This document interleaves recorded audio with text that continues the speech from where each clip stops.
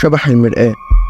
دايما أهالينا بيحذرونا من الوقفة قدام المراية خصوصا بالليل، وكنا بنسمع دايما من أجدادنا إن لكل إنسان قرين، والقرين ده بيعيش في المراية. بس بالرغم من كل اللي كنت بسمعه، فضولي خلاني أعمل اللي محدش يتوقعه، واللي دفعت تمنه غالي قوي من دماء عيلتي.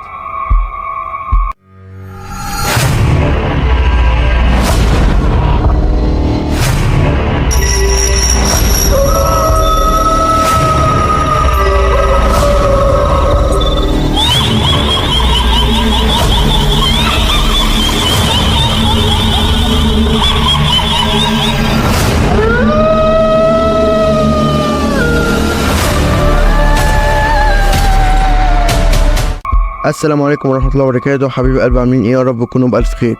أنا محمد حسام، ودي قناتي قناة ماورا الرعب.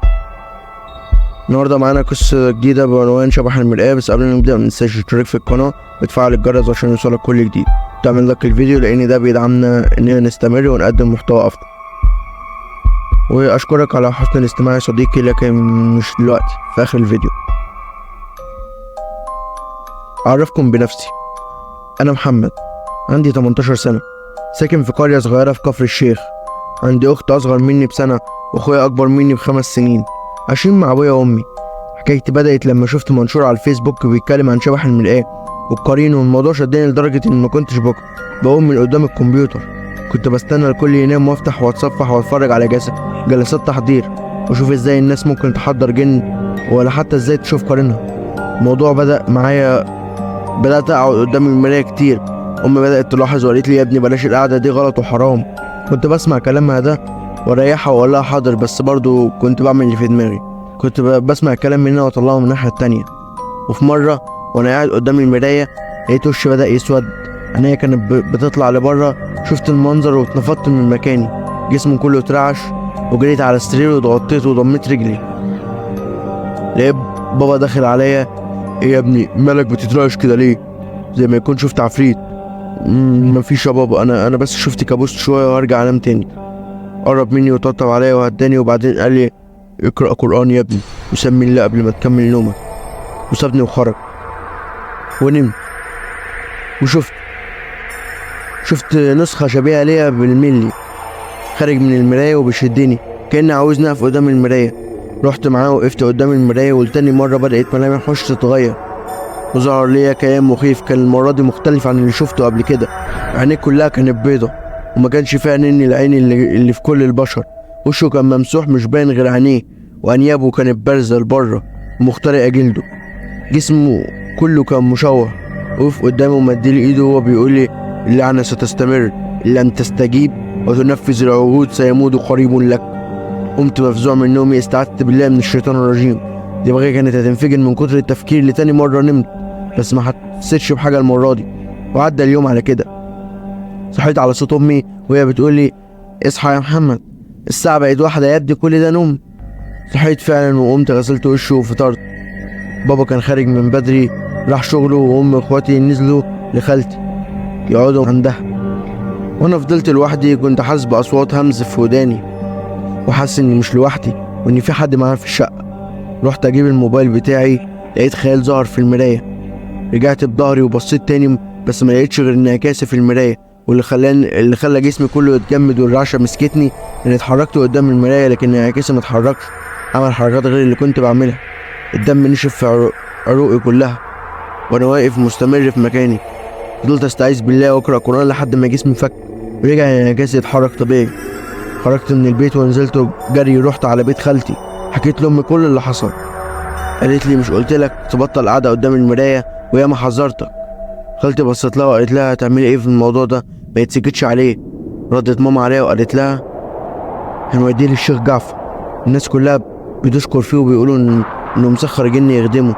وفعلا رحنا للشيخ جعفر، ولما دخلنا المكان كان طبيعي مفهوش اي حاجه غريبه. الشيخ اول ما شافني فضل باصص لي ومركز معايا. فجاه قام اتنفض من مكانه وقال: اعوذ بالله من الشيطان الرجيم، بسم الله الرحمن الرحيم. انطق يا خبيثي ابن الخبيث وعرف نفسك، انطق والا حركتك بكلمات الله. جسمي كله اتكهرب، بدأ يطلع مني ضباب اسود. ما كنتش حاسس بنفسي، بس شايف كل حاجه. وخرج مني صوت، بس ده مش صوتي، هو بيقول للشيخ: اسمي مردوخ. الشيخ قال لأمي وخالتي اخرجوا بره، روحوا، أنا عاوزه لوحدنا. وفعلا كنت شايفهم هم ماشيين والرعب كان مالي عينيهم. ورد الشيخ وقال له اخرج منه يا خبيث، وقام مطلع ازازه من جنبه وبدا يقرا القران بصوت عالي. وفجاه صوته وطي قوي، ما كنت سامع بيقول ايه. ومسك الازازه فتحها ورش منها عليا. محمد اصحى يا محمد. صحيت على صوت امي وانا جسمي كله كان متكسر. بقول لها ايه اللي حصل؟ انا اخر حاجه فاكرها لما خرجت انت وخالتي من عند الشيخ. احمد ربنا يا ابني انكتب لك عمر جديد. المكان كله ولع والناس لحقوه، وعما جم ينقذوا الشيخ جعفر لقوه متفحم، النار ماسكه في جسمه كله. عدت الايام، كنت بدات اتحسن لحد ما في يوم حوالي الساعه 12 بالليل على صوت اختي كانت واقفه في الصاله بتنادي عليا.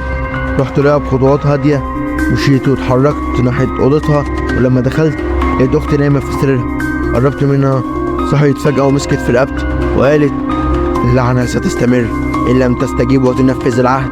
سيموت قريب لك، سيموت قريب لك، سيموت قريب لك. وسابت رقبتي ونامت تاني. خرجت جري من الأوضة ورحت قدام المراية. بدأ مردوخ يتشكل قدامي. المرة دي ما كانش شبيه ليا، المرة دي كان مسخ شيطاني. وشه كله كان متشوه وكان طالع له قرنين كبار والنار حواليه. شفت أختي وهي بتتحرق في النار. فجأة سمعت صوت في البيت، قمت جري لقيت أوضة أختي بتولع وأبويا وأخويا بيطفوا وأمي بتصوت. جريت عليهم وأنا بقول أنا السبب، أنا السبب.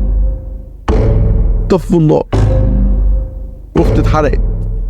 عدت الأيام ولسه منظر أختي والنار ماسكة فيها مش مفارق خيالي. مكنتش عارف أعمل إيه ولا أتصرف إزاي، وعادي إيه اللي مردوخ عاوزه مني. رحت للمراية وقعدت قدامها، شكل قدامي بنفس الهيئة. تمالكت أعصابي وقلت أنت عاوز مني إيه؟ رد بنفس الكلام اللي كان بيقوله كل مرة. اللعنة ستستمر إن لم تستجب وتنفذ العهد. سيموت قريب لك، سيموت قريب لك، سيموت قريب لك. يا نهار مدوحس، يعني الدور على حد تاني من عيلتي.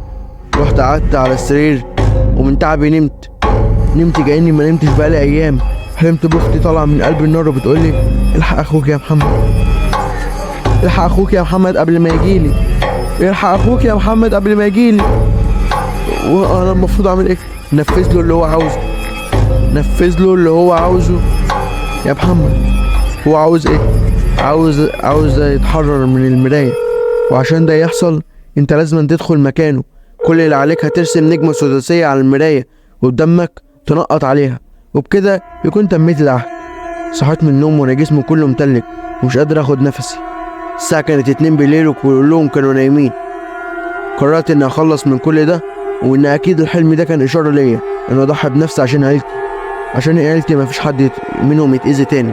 رحت قدام المراية وجبت قلم ورسمت النجمة السداسية، وعورت نفسي بالسكينة ونقطت دم على المراية. والمراية بدأت تتهز جامد، جسمي كله بينسحب لجوه.